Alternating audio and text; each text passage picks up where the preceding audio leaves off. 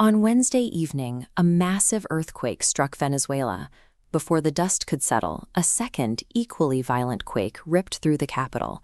This is Caracas, a city of millions packed into a mountain valley. Its survival relies on a fragile web of high-density housing and aging infrastructure. When the twin shocks hit, that web failed. Apartment blocks and office towers collapsed inward, trapping thousands beneath tons of jagged concrete and twisted steel. Initial reports confirmed at least 32 people were killed and over 700 injured in the first hours of the disaster. Local police and fire crews were immediately overwhelmed, lacking the specialized tools to reach those buried.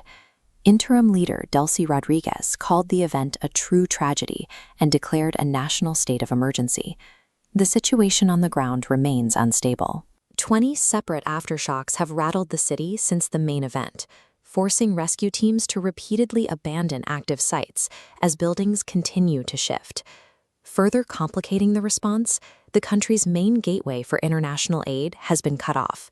Structural damage forced the total closure of the Simon Bolivar International Airport. This diagram shows logistical isolation. When an airport shuts down alongside arterial roads, a city loses communication with the outside world. Heavy equipment and medical supplies reach the country's perimeter, but without an intact local network, they cannot reach the people who need them most. Venezuela is now physically buried and logistically paralyzed. Local responders cannot dig out of this alone, shifting the burden of survival to international intervention. To bypass these broken systems, the international response is deploying tools designed to operate in total infrastructure blackouts. The EU's Copernicus satellite system works by sweeping the city from orbit, generating a heat map of structural collapses.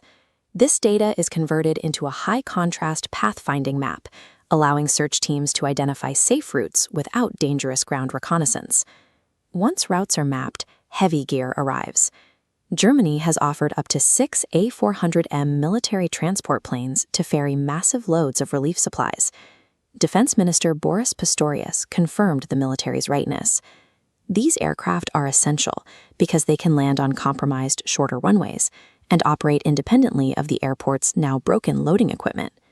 These interventions replace the core functions of mapping and transport that the quake destroyed, effectively rebuilding Venezuela's infrastructure from the outside. The United States is also mobilizing. Secretary of State Marco Rubio announced the immediate deployment of search and rescue teams, medical units, and humanitarian aid. As teams move in, President Trump noted that the scale of death is likely to be devastating as rescuers reach deeper layers of rubble. The response spans the globe. Diplomatic pledges and emergency aid are currently pouring in from Spain, China, and India, where Prime Minister Modi stated his nation is ready to extend all possible assistance.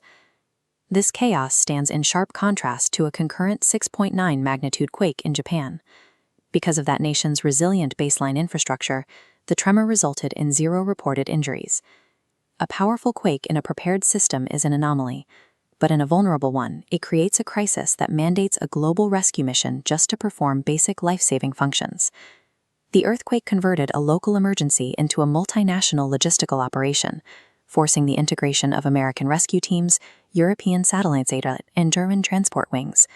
For those trapped beneath the debris, survival is now measured in hours, not days. We are now in a critical window. Satellites, military transports, and ground crews must function as a single unit to get heavy equipment to the right coordinates, while there is still a chance to recover survivors. To save a paralyzed nation, the rest of the world must act as its temporary nervous system, bridging the gap between total collapse and the first steps toward recovery.